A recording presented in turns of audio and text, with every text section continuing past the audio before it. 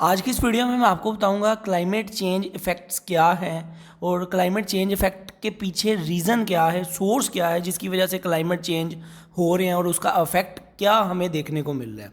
तो वीडियो को एंड तक देखिएगा ताकि आपको कंप्लीट इन्फॉर्मेशन मिल सके। देखिए, जो हमारी अर्थ है, हमारी जो दुनिया है, उसका जो टेम्परेचर है वो चेंज हो रहा है। दिन ब दिन गर्मी बढ़ती जा रही है, ठीक है। वेदर के पैटर्न्स बदलते जा रहे हैं। किसकी वजह से?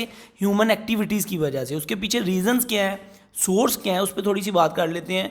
Like green house gas emission, ठीक है। सबसे पहला इफेक्ट ये है। ग्रीन हाउस गैस एमिशन से मुराद ये है कि हमारी जो लाइक व्हीकल्स ज़्यादा होते जा रहे हैं, ठीक है, दरख्त काटे जा रहे हैं, जिसकी वजह से हमारी जो ओजोन लेयर है वो डैमेज हो गई है।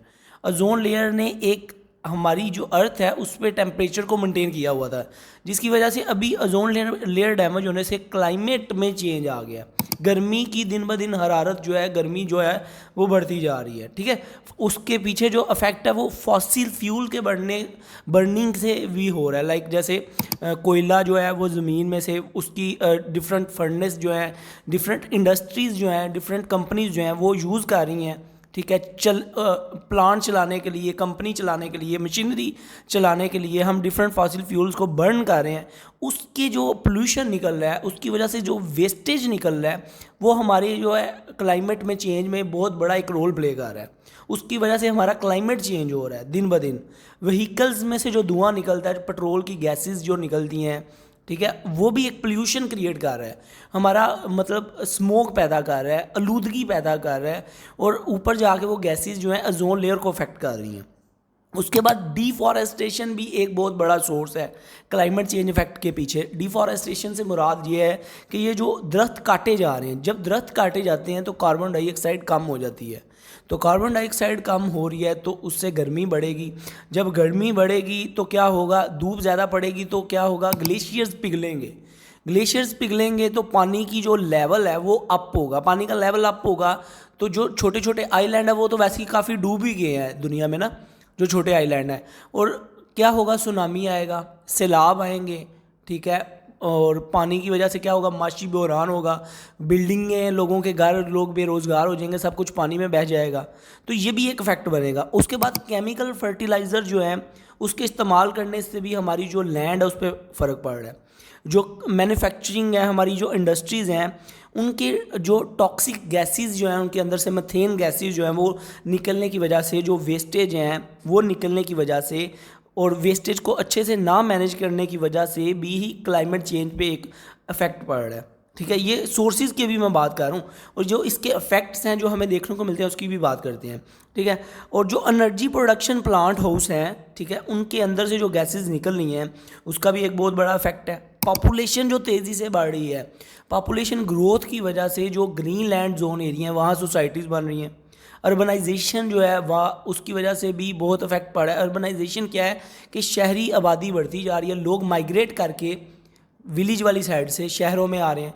तो विलेज वाली साइड पे क्या है? कल्टीवेशन कम हो गया, एग्रीकल्चर काम कम हो गए हैं, और जेन्युइन जो चीज़ें हैं वो कम हो रही हैं, जिसकी वजह से क्लाइमेट में बहुत ज़्यादा इफेक्ट पड़ रहा है। तो अब भाई इसके कुछ इफेक्ट्स हैं, उसकी बात कर लेते हैं।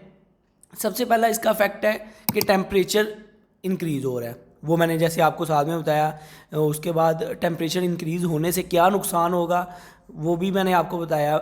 आइस जो है वो दूसरा फैक्ट है। इसकी आइस जो है, ग्लेशियर्स जो हैं वो मेल्ट हो रहे हैं, सी लेवल जो है वो बढ़ रहा है, जिसकी वजह से फ्लड आते हैं, ठीक है। ओशियन का जो पानी का लेवल है वो बढ़ रहा है, काफ़ी जो लैंड है वो आइलैंड जो है वो डूब गए हैं, ठीक है। उसके बाद जो कंपनीज़ हैं उनकी वजह से, वेस्टेज की वजह से, या उनकी पोल्यूशन की वजह से, वेस्ट मटेरियल की ना मैनेजमेंट करने की वजह से एसिड जो है वो समंदरों में जा रहा है, पानी में आलूदगी हो रही है। पानी का जो इकोसिस्टम है, पानी में रहने वाले जो चीज़ें हैं वो डिस्टर्ब हो रही हैं, वो मरती जा रही हैं।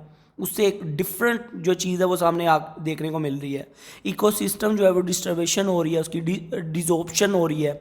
उसके बाद जो सीजन्स हैं हमारे जो, वो चेंज होते जा रहे हैं, ठीक है। फूड प्रोडक्शन पे इसका फ़र्क पड़ रहा है। जब सीजन्स चेंज होते हैं, सीज़न जो क्लाइमेट है, जो वेदर्स है, उसको फ़र्क पड़ेगा तो ऑटोमेटिक हमारी जो फूड प्रोडक्शन है, जो हमारी क्रॉप्स हैं, जो हमारी हम कल्टीवेशन कर रहे हैं, उस पर भी फ़र्क पड़ेगा।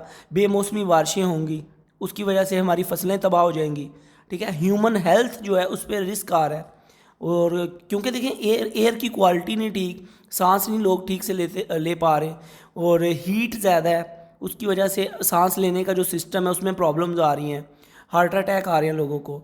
उसके बाद एक जो इसका बड़ा फैक्ट देखने को मिल रहा है, हमारा जो इंफ्रास्ट्रक्चर है वो डैमेज हो रहा है डिज़ास्टर्स की वजह से। कॉस्ट, जब डिज़ास्टर की वजह से इंफ्रास्ट्रक्चर जो डैमेज होगा तो हमारी कॉस्ट भी बढ़ेगी, हमें ज़्यादा लेबर चाहिए उसको मेंटेन करने के लिए, ठीक है। हमारे वेदर की जो चेंजिंग आएगी, वेदर ख़राब होने की वजह से लोग एक जगह से दूसरी जगह माइग्रेशन करेंगे, ठीक है। जब माइग्रेशन करेंगे, रिफ्यूजीज़ जो है वो बढ़ते जाएंगे, एक सोशल टेंशन वही क्रिएट हो जाएगी हमारी सोसाइटी में। तो ये क्लाइमेट चेंज के इफ़ेक्ट्स थे, और इसके पीछे जो सोर्सेज हैं, जो रीज़न्स हैं वो थी। आई होप आपको क्लियर हो चुका होगा इसका कॉन्सेप्ट। वीडियो अच्छी लगी हो तो सब्सक्राइब और लाइक करना मत भूलिएगा। अपना ख्याल रखिएगा। Good bye.